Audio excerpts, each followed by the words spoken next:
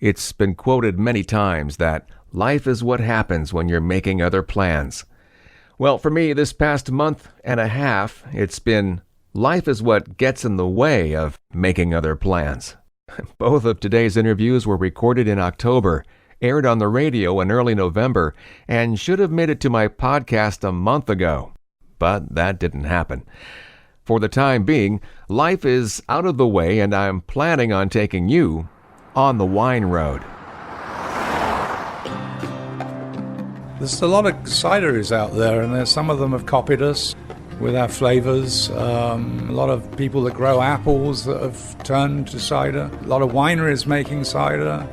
But we're innovating, and I suppose, when I came up with the pineapple, that was kind of a home run. Ideally, what a grapevine likes is what you and I like. If it's between 75 and 85, we're going, wow, what a beautiful day. And the grapevines are feeling the same thing. He's Ron Rosenbrand, the vineyard manager at Spring Mountain Vineyard in St. Helena, Napa Valley. As you may have heard on my last podcast, I'm working there a couple days a week. So I asked Ron if I could join him during harvest one day. He agreed, and you'll hear our conversation among the grapevines later in the podcast. As you know, it's not unlike me to veer off the wine road to talk about other popular adult beverages.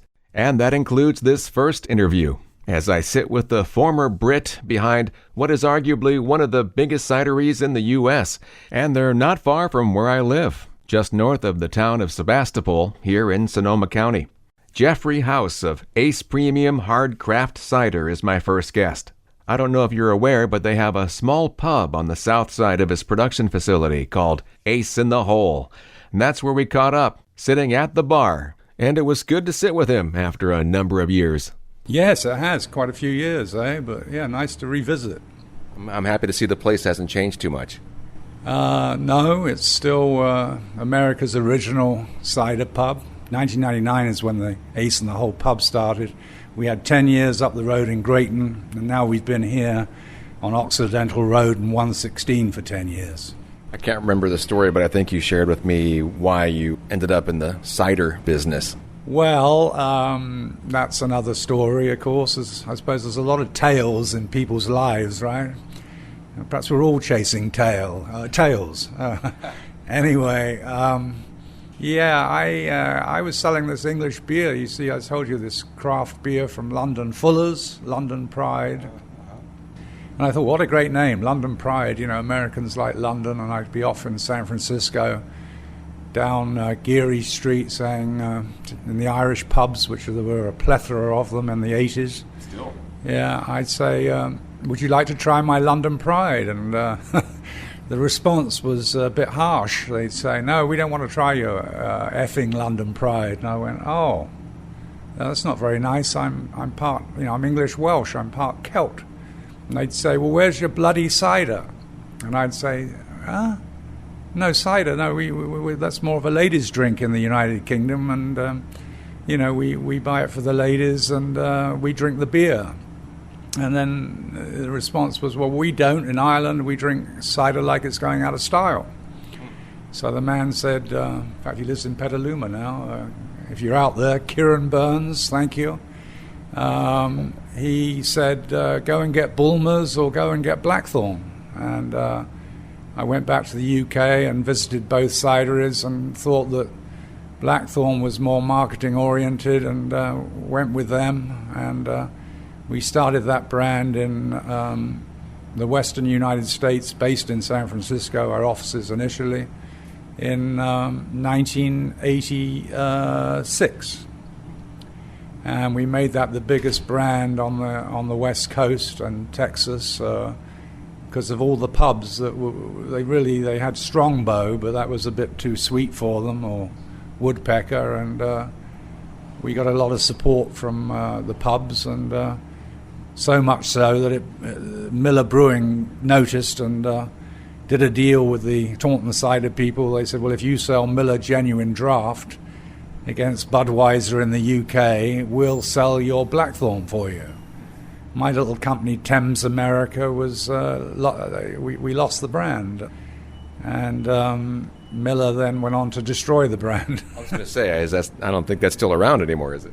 It is, but it's imported by another company on the East Coast, but it's much smaller than when we had it. But that brand, knowing that we were going to lose it and had some time to work that out, that's how Ace got started. You locals may recall the very popular Ace in the Hole pub originally opened in Grayton on the corner of the 116. But now they're just 3 miles to the south in, appropriately, the former Apple processing plant. Yeah, we're down the road. There wasn't a lot of room where we were. It was mainly a pub and a cidery in the back. And the pub became very, very popular. Not initially, because nobody knew what cider was, but after a few years, we dialed in with oysters and fish and chips, a few beers, plus my imported beers, plus the Ace ciders, and the place just became very, very popular. So much so that the neighbors actually complained, and we were forced to move. Well, it worked out well because this is a huge production facility here, and you seem to have adapted pretty well initially, but you've been able to grow over the years, and still there's some space in there to walk around. Yeah, we got very lucky in terms of the space. We had so much more space to work from or work in, and we've now almost filled it up with tanks. We've got capacity for about 2.5 million gallons, which makes us the largest leading independent family-owned cidery in America. Yeah, congratulations on that. And I was amazed when you told me, and I started thinking about it just recently. You said you've been growing 20% over the last few years. That's been pretty standard, 20%, and hopefully we'll keep going with it this year. Although when we started, Jeff, I mean, there was just us, Woodchuck, and Blackthorn Strongbow. There were about 4 cideries. Now there's 800 across America, and there's 15 locally. So that's why it's incredible that you're still growing 20% year after year. And I was thinking about that when I saw you last. I'm guessing it was about 4 years ago. That means you've increased production by 80% since then? Yeah, probably, or almost doubled it. And we feel like there's a lot more room to go because, we're into the fruit cider business, which fruit ciders are growing very rapidly in the United Kingdom. It's become about shortly 50% of the total cider market. And our Ace Pineapple has become the number one fruit cider in multiple stores, retailers, and supermarkets in the U.S. So now we've just invested in a canning machine. We've got about $1 million into a canning machine now that we've managed to squeeze in here. And you're just holding one of the new cans that we're about to can tomorrow for the first time, which is our 19.2 ounce Ace Pineapple. Yeah, this thing is huge. Initially you look at this and think, oh, that's a 16-ounce can, but no, it's got another 3 ounces in it. Yeah, it's a size which a lot of the beer guys have gone into, and a lot of the wine guys are going into cans these days too. Yeah. But looking at your face there, I got to tell you, I still prefer the bottle myself. Did I have that look on my face? Yes. I actually, I think it tastes better out of a bottle. But the millennials, Gen Zers, and Gen Xers, they all want to get out to the river or out to the ocean or whatever, out to the mountains. And cans looks like the way of going. I mean, everybody's coming out with cans these days, so we wanted to try and keep up with it. And I think long range, we expect our business probably to be 50-50 can versus bottle. Jeffrey House of Ace Cider. Among tough competition, they're still doing well. Jeffrey fills us in on their production size. Well, we've hit the magical number. We now do 1 million case equivalents of Ace Cider a year. So that includes kegs and bottles and cans. So that's about 2.25 million gallons. And in beer, the beer guys talk, not missing out with you beer guys you see out there, the beer guys, we talk barrels, and so we actually do about 70,000 barrels now, which makes us bigger than, I just looked at Bear Republic there, I mean we're bigger than Bear Republic, so that's pretty good. And as a company, I suppose, as an independent cidery, there's nobody anywhere else in the country that's as big as we are. And that's fascinating because usually by now, a company like yours is starting to feel the growing pains and losing the panache of being the new guy on the block, and they start crumbling after that point. Well, there's a lot more competition. There's a lot of regional cideries now. It would be difficult to become a national cidery, like we're in 48 states, missing out on Maine and New Hampshire. Darn. Yeah. Work on that. But we got Japan, and we're in Dubai, so and we got a little bit going maybe in England shortly and Norway. But there's a lot of cideries out there, and some of them have copied us with our flavors. There's a lot of people making Venus-type cider, a lot of wineries making cider. A lot of people that grow apples that have turned away from apple juice to cider. But we're innovating, and I suppose, when I came up with the pineapple, that was kind of a home run. We go to Hawaii every other year for our family holiday, and I thought, well, how do I keep on coming back here? I've got to come up with some idea, and I went, a flavor that would be good here. Let's see, pineapple, and that worked. And is there no other pineapple out there in the cider world? There are now, yeah. There's several of them. Didn't take long. No, but the other one that we're very hopeful about it's in keg at the moment, is Ace Guava with Brazilian pink guava that you're actually trying now. Tasty. We put it on tap in a couple of places around here in Petaluma, the Roaring Donkey. And the guy there told us that he actually sold more of our Ace Guava in a faster time than he's ever sold any other beer or cider. So that was encouraging. Including beer? Yeah, including beer. He went through a keg in 4 hours, so about 40 pints, so that's not bad. As he mentioned, I was drinking the guava at that moment, and it was good. I enjoyed it. It had plenty of that tropical fruit flavor, and I can see how it can be very popular. Off mic, Jeffrey mentioned some other figures, so I asked him to repeat the numbers again on how much they can produce with canning, bottling, and kegs. Our bottling machine, on a day, 8-hour shift, we can get through 3,500 cases of 24 12-ounce six-pack bottles. And on the canning, it's yet to be proven, but on the 12-ounce, we're supposed to get 2,000 cases a day.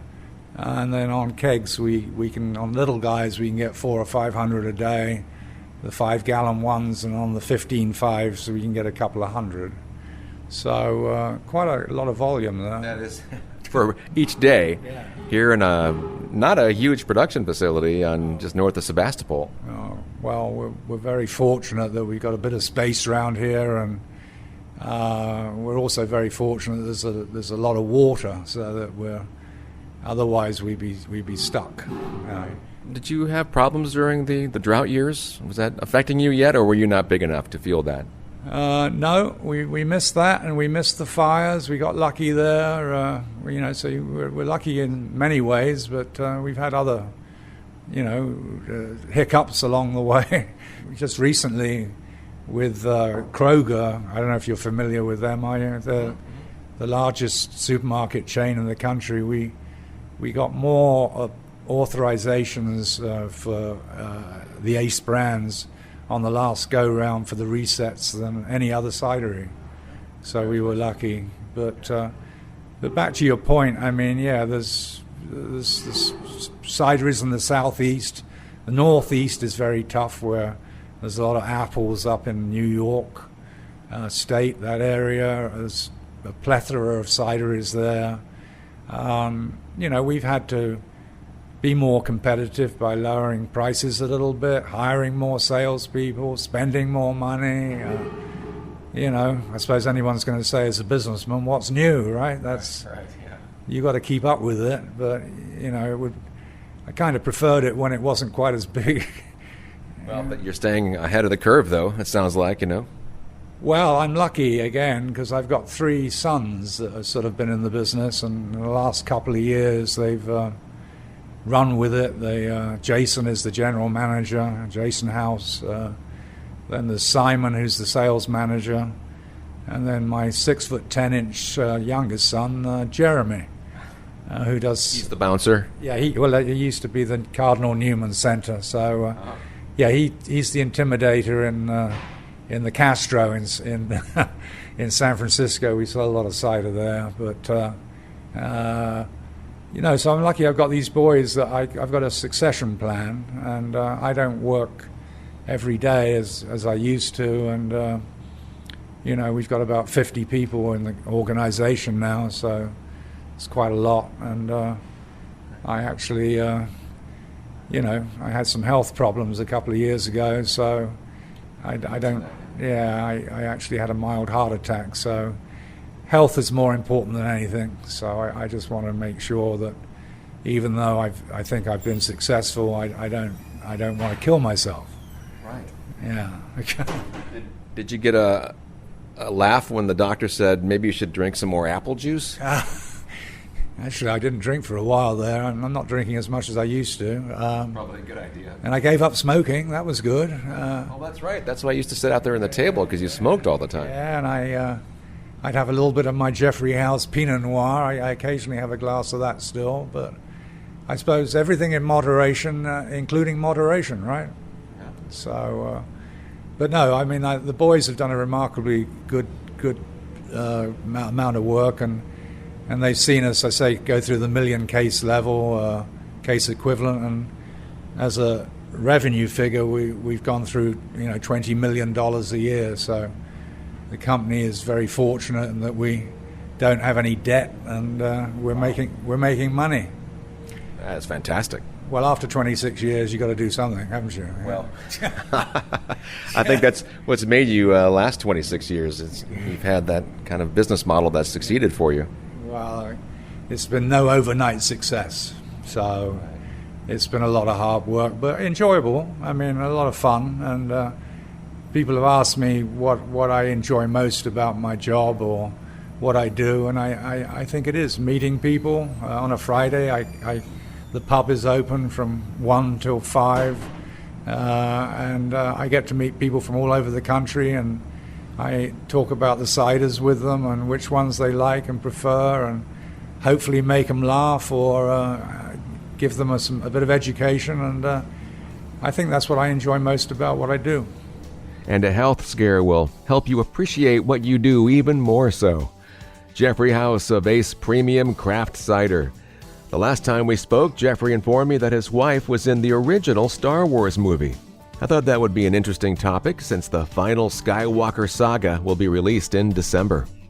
Yeah, Angela was Brea Tonica, one of the intergalactic sirens, Tonica sisters in the cantina scene in the original Star Wars, and I'm getting some signed pictures of her, and we're sending them off to some movie theaters where we're hoping to put our Space, which is our blood orange cider, with her image on the neck bottle. And you say Space, that's the name of the cider.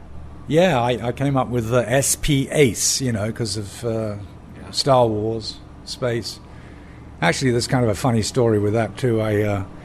I bumped into, we saw George Lucas down in San Anselmo, and my wife says, I think that's George Lucas, and he was known as being, a little tight with the monies when he was doing Star Wars. I think Harrison Ford only got $10,000, and some of the people got very little money. But my wife says we should go. I'm going to go and have a word with him. I said, well, no, I'll have a word with him because I'm a negotiator. So I went over to see George Lucas. Said, excuse me, Mr. Lucas, I married the intergalactic hooker from Star Wars. And he goes, oh, that was a long, long time ago. I said, oh, yeah, in a galaxy far away. I said, but I should have gone for 0.0000001% of the film. He said, yes, you should have. Yeah. But Angela was smoking a hookah pipe, so I mean, intergalactic siren, but I call her the intergalactic hooker. And of course, I am the only guy in the world married to an intergalactic hooker. Wow. Yeah. But anyway, we're going to be pushing the space, SP Ace, the bloody orange and grapefruit on draft and in bottles wherever we can to tie in with the movie. And you just pointed out your Joker. You've had that for a long time, and that's still selling well. Joker is our number 2 seller, and doing better and better. It was the original dry cider, and we have it in cans, kegs, and bottles. And we're kind of fortunate that this Joaquin Phoenix movie came out called The Joker, and we've been trying to get the Joker exposed that way in the movie theaters, and managed to do it in a few of them. So, I'm pleased with that. Jeffrey says of Ace, they have a nice balance of dry, medium dry, and sweeter hard ciders. One way to try them side by side is to visit the Ace in the Hole pub, Fridays from 1 to 5-ish. It's an enjoyable little hideaway. You might even say it has a speakeasy vibe. Yeah, people seem to like it. And then we have a pianist every Friday, Michael the musician, who's excellent, that plays. And I might bring a couple of bands back in here to celebrate life and everything. So, it's a nice little spot. It's limited in its hours, but worth a visit. 1 to 5, but you say bringing back musicians. I mean, I see an acoustic guitar, I see some drums sitting around, and the PA system, so it looks like you get a few people in here from time to time. Yeah, we have, if they drop in, they jam and everything, so it's a fun place. The acoustics are good. Yeah. We have another friend of mine, Kelly the singer, who's used to sing with Wishbone Ash. He comes and plays. Oh, so, wow. Yeah, well, that's a name I haven't heard in a while. Yeah. Wishbone Ash. Wishbone Ash. He's a good guy. It's a local guy. There's tons of musicians around the West County. Right. They are musicians and artists and things, so we get our fair share of those. Perfect. Fun place. You can come and meet me and talk about cider. Now that sounds like he just offered you an invitation. Jeffrey House of Ace Cider. Ace Cider is available at many markets, liquor stores, and watering holes around the country, and as you heard, in select international locations as well, and acecider.com. Thanks to Jeffrey for the guava and Joker he served me that day. We sure are proud of his success here in Sonoma County. Next, we head into the hills above Napa Valley. Keep it here on the Wine Road.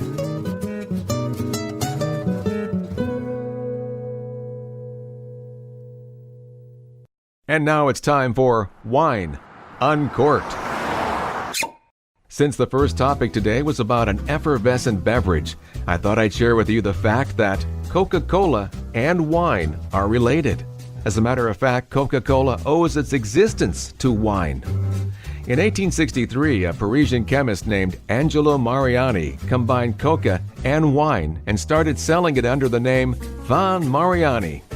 Now, this coca was not an extract from the plant's leaves. It was short for coca-ethylene, a drug made by mixing cocaine and alcohol.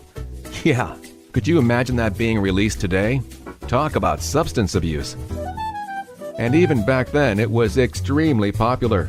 Jules Verne, Arthur Conan Doyle, and Queen Victoria were among those who consumed it.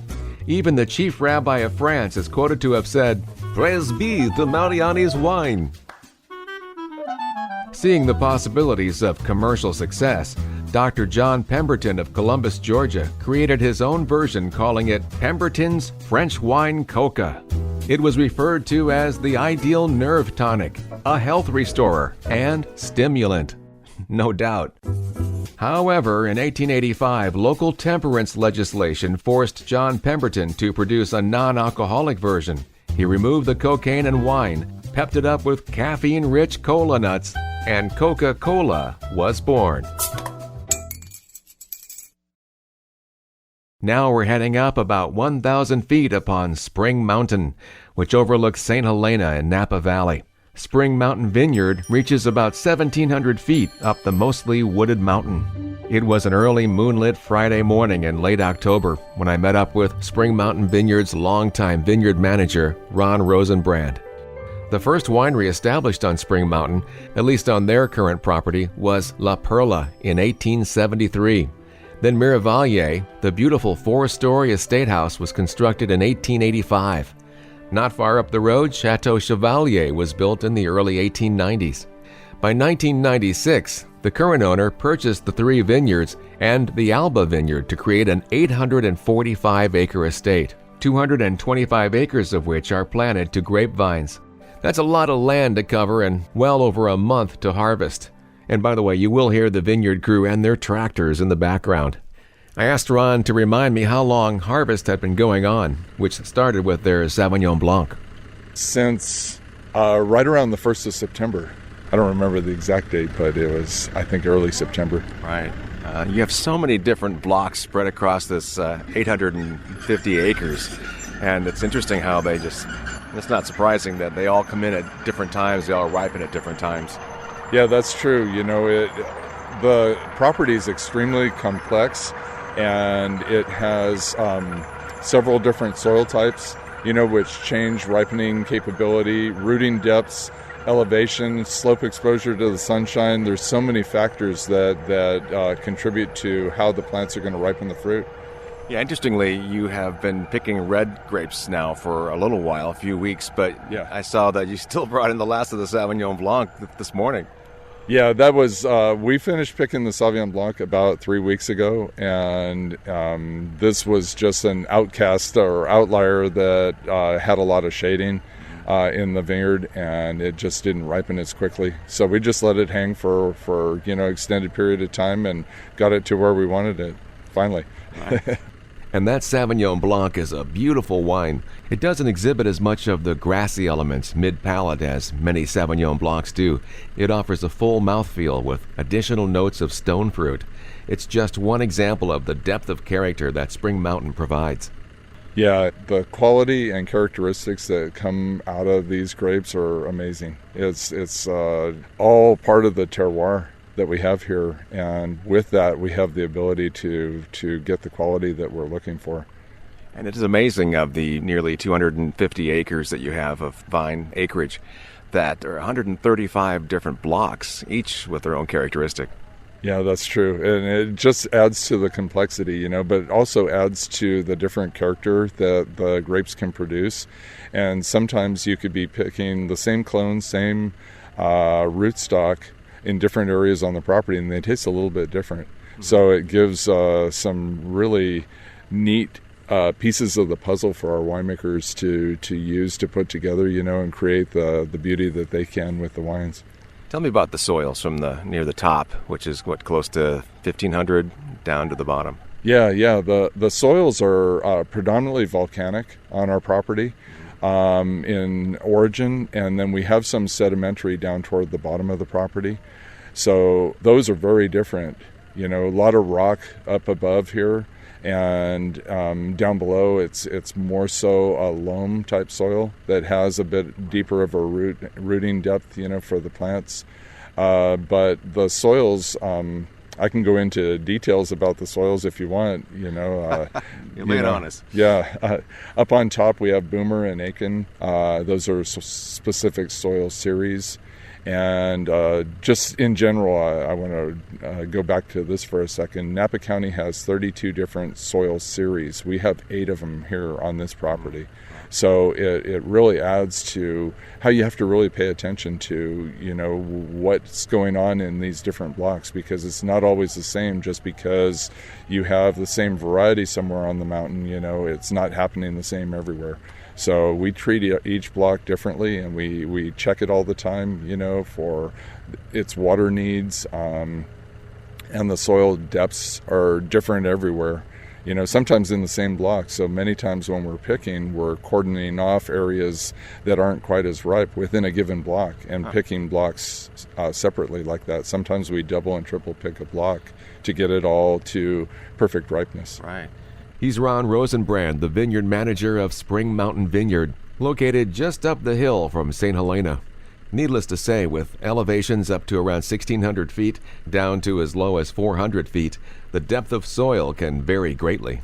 Yeah, some of our shallowest soils are right around a foot, and our deepest soils are in the sedimentary soils down below, where we can be as much as 3.5, 4 feet. Oh, okay. Yeah, so there is some better depth down there, but for the most part, up on top of the mountain up here, we're looking at anywhere between about a foot and maybe 18 inches or so.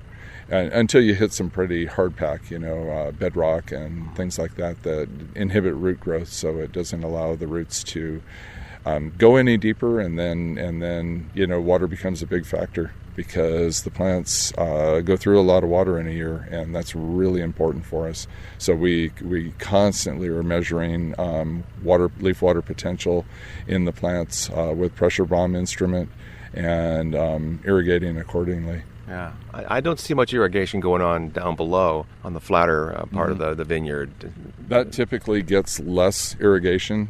It all depends on rooting depth. Right. And up here up on top, we're typically watering, I'd say average once a week at about 2 gallons per plant. And we have a total of 340,000 plants on the property. So if you're doing 2 gallons a week average around the property, you're looking at 680,000 gallons of water a week, which is a lot of water. That is a lot of water. Where do you get it from? We had 2 wells on the property. We just drilled the third one about 3 months ago and hit a really nice well. It's appearing to be. Okay. We haven't put a pump in the hole yet, but that's going to be a tremendous help for us. And then we buy water from the city of St. Helena from the reservoir that they have down near the winery. And we have a contract with them for 25 acre feet a year. So that helps. And then we also built our own reservoir on the property to trap drainage from rainfall. Great. So we've got different sources now, and with the new well, it's going to be tremendous benefit myself. Some people complain that vineyards are a waste of water, but if you think about fruit trees and nut trees, they use a lot of water too, don't they? Yeah, agriculture uses a lot of water, but we're putting it back into the ground, so it's essentially being recycled all the time. Yeah. And we do use a lot of water. Valley Flora uses much less, in comparison. So you can't say that all agriculture uses a lot of water or all vineyards use a lot of water, because a lot of the valley floor is dry farmed. Right. Where they're not using, maybe they irrigate once in a season, or in some areas never. Mm-hmm. You don't need it. Yeah, only when the vines are young. Yeah, a lot of dry farming going on these days. Yeah. You also have numerous slopes. Pretty steep grade slopes, so obviously the water just runs off in those areas. So do you have to water those more, or are those vines adapted more to the situation? No, once again, it depends on soil depth for the most part about water needs. And the slopes are intense around here. We go from relatively gentle, maybe 10% slope down by the winery. Some areas are a little bit less than that, but up higher on the mountain, we go up to 52% slope is our steepest. And that you have to do a lot of erosion control to protect your topsoil, right, with those types of slopes. And we have a lot of great drainage that was installed once the vineyards were replanted back in the 90s. And so that helps tremendously, to prevent erosion, because that's something that we have to be really careful with. Right. Vineyard manager Ron Rosenbrand. As we discussed earlier, there are nearly 250 acres planted to vine. And without putting much thought into it, you'd think the lower vineyards would ripen earlier due to the warmer temperatures, and the vineyards near the top would ripen later. But as Ron explained, there are quite a number of microclimates, so there's not as much uniformity to the ripening process. Yeah, there's an area on the Miravalle part of our property, and we call it the Miravalle Ridge. And that is typically the area that ripens the quickest for the Cabernet. It's got a southern exposure, very, very shallow soils, and usually produces a bit of a lighter crop. It's also a contributing factor to ripening. Fruit load on a plant will vary as far as the ripening times for those grapes. So heavier crop typically takes longer to ripen. And that's just a little bit above the lower part of the property. Yeah. It ranges from about 500 feet above sea level to about 1,000. It's a pretty steep area, but it's very, very shallow topsoil. So you're looking at maybe 9 inches to a foot, and very rocky. Yeah. What about the top part? Is that the last part to be harvested, or? No, it's crazy. It changes all the time. I mean, we have a pattern that we usually go through, but typically some of the last areas, the Chevalier property, which is, it's about 600 feet above sea level to about 1,000. So it's not the upper part of the property, but it's very, very strong eastern exposure, eastern and northeastern. And so you get less sunlight there, sun's in the afternoon. It's starting to pick up shading in the late afternoon, where a lot of the rest of the vineyard still has good sunlight until sunset, so that contributes as well. I noticed you just picked the Merlot down below in front of the cottage house just last week, I think. Yeah. And I've noticed those vines, the grapes hang really low, and the rows are very tight, real close to one another. So the sun doesn't really get to the grapes easily there, does it? Yeah, that was a vertical gobelet block, and we converted it to cane pruned. The spacing was real tight. It's meter by meter spacing. And so what we typically do is do some leaf pulling to get a little more sunlight to the clusters. Yeah. And it is, because of the tight spacing, there's a limited period of time that sunlight even touches the clusters. So leaf pulling is pretty important. Yeah. I could see this standing there looking at it and going, man, those grapes are not getting much sun. It's true. It's true. But they get enough, it definitely works. Well, you've been here now 17 years, so you know this place pretty well, don't you?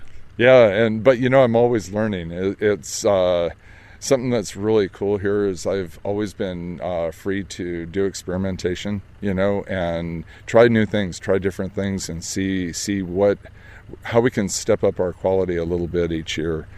So we're always looking to enhance that and turn it into something a little bit nicer if we can. Wow. And I can't imagine that. Yeah, it's it's fun. It's neat to try new things and see how it affects what happens out in the vineyard. Yeah, and in the bottle eventually. Yeah, exactly. And what I'm thinking is that the 88, even the 95, the 2001. I mean, those are all wonderful wines, and I can't imagine them getting better. Yeah, it's amazing how they age. The ageability here is incredible, and I think a big reason for that is our predominant eastern exposure, and we tend to have more acid in our grapes at harvest time than a lot of other areas around Napa County. Other eastern exposure is similar, but there isn't a lot of it. So valley floor and western exposure tend to have a lot less acid in the grapes, so the longevity in the wine tends to be a little less. So ours really seem to do well with age. And I think mountain fruit always has that attribute that helps it. And I enjoy the flavor of mountain grapes than I do valley floor typically. Yeah, I agree. Yeah. How is the yield this year compared to most recent years? Yeah, it's looking good. I would say it's pretty close to normal. Our target is in the neighborhood of 2 tons per acre. And it looks like, some were a little more than that, some a little less, but overall it looks like we're pretty nicely on target, and crop looks beautiful. The weather has been very, very accommodating this year. It doesn't always work out that way, right. But this year I think was really good. Even with that roller coaster ride, we were on there for a couple of months where it was in the 90s, down in the 80s, close to 100, back down to the 80s. We didn't have any 110s. And that always scares us when it gets extreme. We didn't have extreme cold. We didn't have a lot of inclement weather during bloom. Everything worked out really nicely, as far as what we hoped for. I mean, ideally, what a grapevine likes is what you and I like. If it's between 75 and 85, we're going, wow, what a beautiful day. And the grapevines are feeling the same thing. If it's in the low hundreds, the grapevines are stressing. And then we have to do irrigations to supplement to keep them happy. But we didn't have a lot of that this year. We had a lot of days in the 90s, which is okay. Yeah. It's not real bad. for growing conditions for the plants. So it all worked out really nice. And they shut down their process, right, about 92 degrees or so? Yeah, they do. They slow down, with development when it gets hot. So I usually look at it at around 100 degrees. You're going, okay, the plant's doing nothing right now. Yeah. But just going into pause mode, take a little nap or something. Yeah, exactly. Or if it gets cool, the same thing happens. So in the springtime, we had a period that was relatively cool, and things slowed way down. And then, it warmed up, and the summer was really pretty accommodating to what we'd hoped for. So, yeah. How long do you think you're going to be out here in the vineyard, age-wise? Oh, I got... You're only on your second job. Yeah, I got lots of time left in me. Yeah. Knees are holding up pretty well? Oh, yeah. I love it. I love what I do. It's fun. It's exciting. It's really neat to be able to produce something that we can produce here. The product, you must be so proud of it. Yeah, absolutely. What our winemakers can do with what we deliver from the vineyard is really neat. You make it so easy for them, don't you? Not always. There are years where Mother Nature doesn't work with us too well, and then we're struggling. But that doesn't happen too often, fortunately, because we are California, and typically the weather's pretty good. But every once in a while, you have a year like 2010 or 2011, and you're thinking, oh my goodness, what's next? Yeah. When you taste that 2011 wine, it's so different than the other vintages around it. Yeah, it is. It is, because the growing conditions were different. The weather was very different from normal. But I do think that 11 was very similar to 1998, and look what 1998 is tasting like right now. It just takes longer to come around, and I think the 11 will be a beautiful wine down the road. Well, people like it now. I mean, when you pour it with the 6 or the 4 or the 3, which are pretty big wines, half of them will go for the 11 as being one of their favorites. But I think it will live a long time. Typically in cooler, wetter years, you get even extended longevity out of the wines. So, yeah, and 50 years from now, we'll be tasting an 11 going, wow, this is beautiful. Wow, that'd be nice. Maybe not quite that I'll long, have to get a couple to the store for a while. Yeah. Hey, Ron, thanks for letting me tag along this morning. I appreciate you taking some time out of your day. Oh, absolutely. My pleasure. You can see some photos of that beautiful property at springmountainvineyard.com. Thanks for joining me on The Wine Road today. You can find past interviews at onthewineroad.com, on Facebook, and although I haven't been too active lately, you can follow me on Instagram and Twitter at JD Wine Road. Music on today's show was composed by Marlo Baker, Alessandro Rizzo, Camille DeBune, and Elliot Greenway Ireland.